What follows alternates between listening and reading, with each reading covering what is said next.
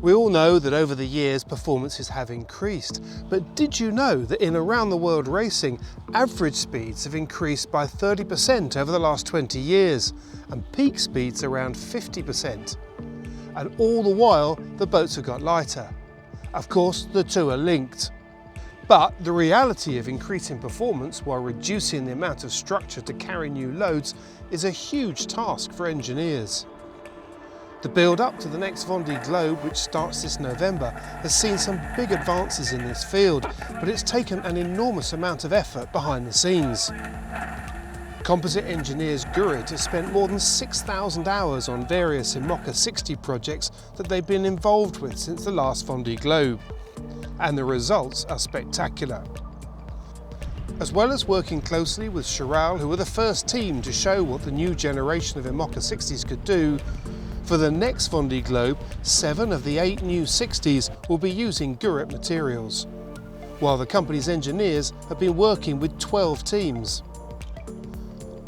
So while the leap in performance has already been spectacular to see, the work behind the scenes has been intense.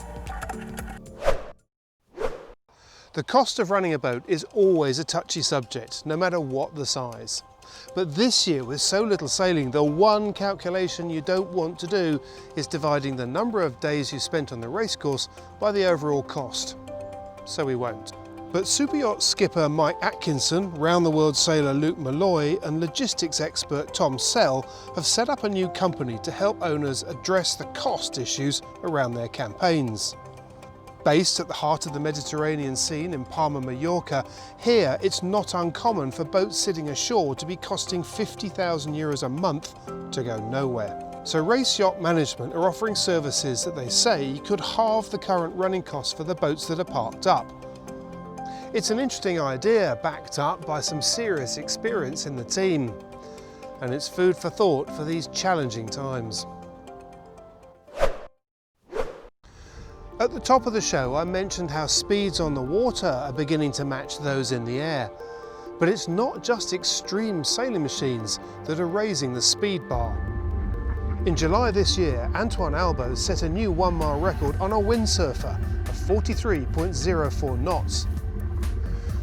The kite surfing took a step up too, with Sylvain Hosseini hitting 39.11 knots over the same distance on a kite surfer.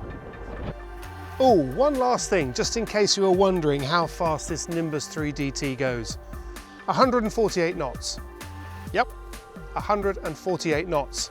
That'll do it.